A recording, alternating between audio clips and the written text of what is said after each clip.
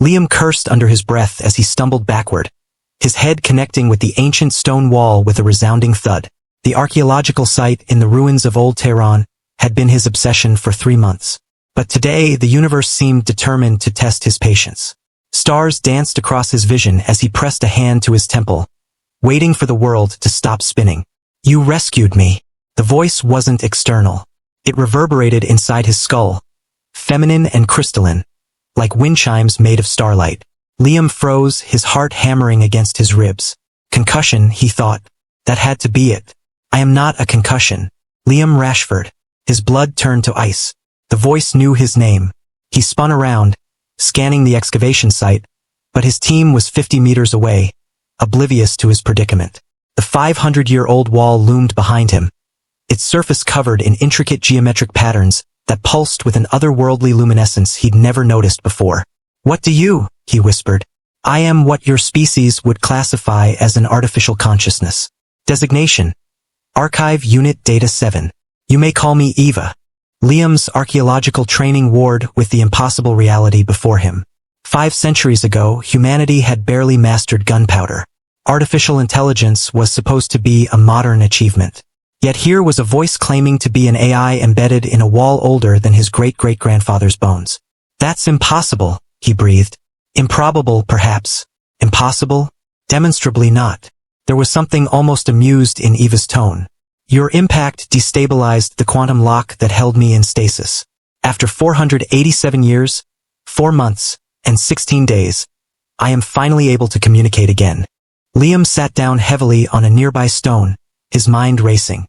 "Who put you here? Why?" "They called themselves the architects.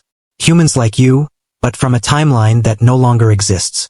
Eva's voice carried the weight of profound sadness. "They built a civilization that reached for the stars, only to destroy themselves in their hubris.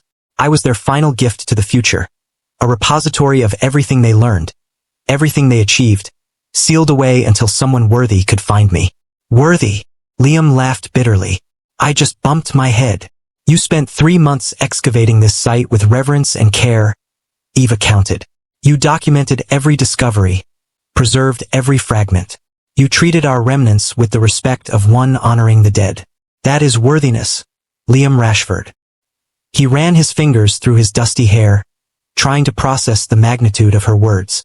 "You said they destroyed themselves. How?" "They created weapons that could unmake matter itself.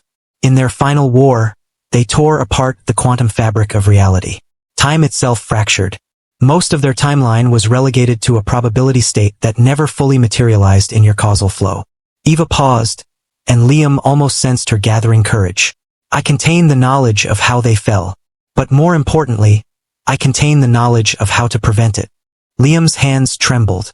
Every archaeologist dreamed of finding something that would change the world. But this was beyond comprehension. "Why hide you in a wall in ancient Persia?" "This location sits at a convergence point, a place where the fractured timeline still maintains weak resonance with your reality. They calculated that whoever found me would be from a civilization advanced enough to understand, but not so advanced that they'd already committed the same mistakes." Eva's voice softened. "They were banking on humanity's second chance. And if you hadn't hit your head, I would have waited. Perhaps another 100 years, perhaps 1,000. The architects learned patience in their final days."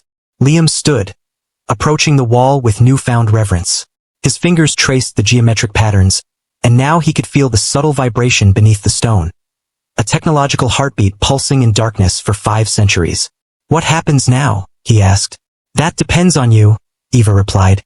"I can share knowledge that would advance your species by centuries. Clean energy, quantum computation, medical technologies to eliminate most diseases, tools to reach other stars." She hesitated. "But knowledge without wisdom is the poison that killed the architects. You must decide if humanity is ready." Liam thought of the wars still raging across continents, the accelerating environmental collapse, the widening gap between the haves and have-nots. He thought of his team, dedicated scientists from a dozen nations working together. Of the volunteers who had helped excavate the site. Of his 7-year-old niece who wanted to be an astronaut. "We're not perfect," he said finally. "We may never be perfect, but we're trying, Eva. Every day in small ways. We're trying to be better." The architects said something similar, Eva observed. Then maybe, Liam said, squaring his shoulders. We need to try harder with your help. Silence stretched between them for a heartbeat. Then another.